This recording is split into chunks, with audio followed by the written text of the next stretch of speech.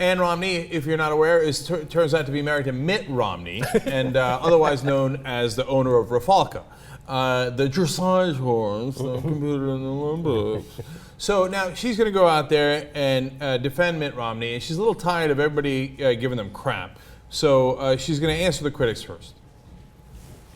There's also criticism as of late from his own party. What is your reaction to that? There's always sniping, and everyone always thinks they're the best critic, and they know this and they know that. And you know what? It's really amazing to me that people forget that what this election really is about the economy. Okay, now, all right, stop it, you critics, okay? Everybody remember, it's about the economy. Let's focus on hitting Obama, not my husband. Every time I see her, I think about the over-under on number of staff she's fired from her house. Oh, okay. Like number of people, like maids, butlers, drivers, dressage horse stable riders, hands. Right. I think of all the people who work at her house or estate and have to go to the bathroom, and they have to get in their car and drive down to the Wendy's because she won't let people shit in her house. You know that.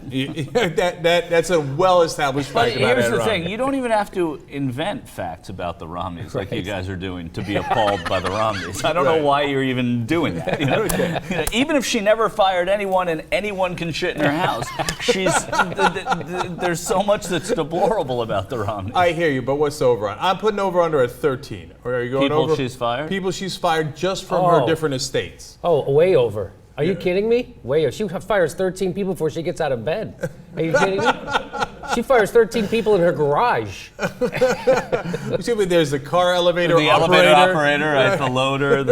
Now, Ann Romney continues with this interview with CBS 58 in Milwaukee, and she's got very cogent advice for the critics. What do you say to your fellow Republicans who are... Stop it. This is hard. You want to try it? Get in the ring. This is hard. And, you know, it's an important thing that we're doing right now, and it's an important election. And it is time for all Americans to realize how significant this election is and how lucky we are to have someone with qualifications and experience and know-how to be able to have the opportunity to run this country. Okay, so a couple of things there. Number one, obviously the stop it is hilarious, right? And this is, by the way, actually on Radio Iowa. This was a second interview she did. I missed that. I was listening to Radio Iowa this morning. Really? Yeah. You can see her doing this when she says that. Stop it. Yeah.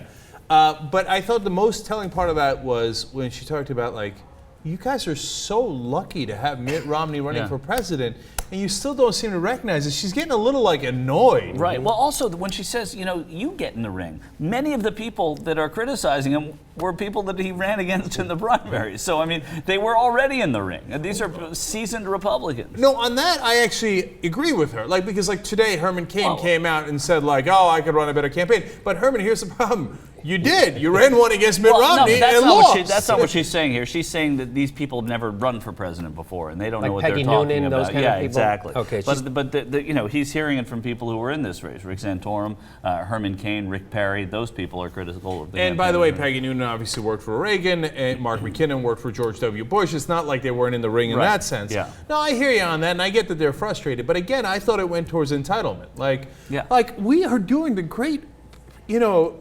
sacrifice of having Mitt Romney run for your presidency, and you still don't appreciate it?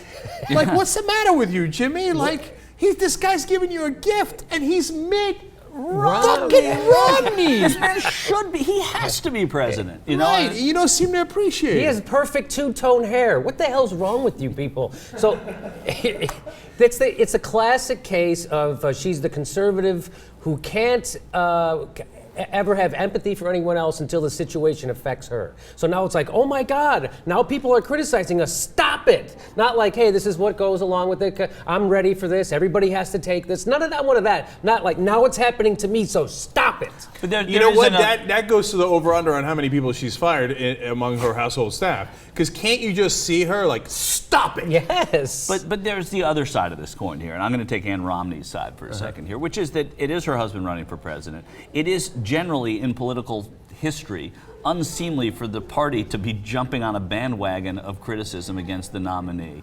I mean, so there is, listen, he's brought it on himself. He's been a terrible candidate. But the point is that, you know, defending your husband in the public square is fine, and I don't think that that's. I think it's the way she does it. I don't think it's. I think they said, what would you say to them? She didn't. She it's said, just stop like, it. It's just like Clint Eastwood. We all expect him to support Mitt Romney, but not in the way he did it. Right. You know, and it's the way she keeps doing it. I don't even expect him to support Mitt Romney. That was weird too. Yeah. I mean, look, Ann Romney in a I think interview at about 94, 95 said, "Hey, you know what? We had it rough because remember she said it in the speech she gave at the convention. Said we lived in a basement for a while when we were at BYU and Doris, there were times when they were in college she didn't know where their next Cadillac was coming from. Right? No, but literally, because in that interview she said, "Look, it was really tough, and Mitt had to sell some stock for us to get along." Right. No. But you're in college. What do you mean you had to sell some stock? Like she doesn't get that other people don't have like a reservoir of stock. Of course, she doesn't get that. I don't have any negative feelings about her. I'm fine with that. Like she's the spouse of the candidate. But what is negative about them is what you just said, is their total removal. The idea that they can think that other people were struggling would sell stock is unbelievable. It just makes them unqualified for the presidency. I really don't have a problem with her at all. But well, in that speech, she said that we ate a lot of tuna and pasta, but luckily Mitt owned controlling shares in Ranzoni and Bumblebee, so it worked out for them. Yeah. So she goes, "Oh, we were in college. We lived in a basement apartment with nothing to live on except our love for each other and Mitt's trust fund."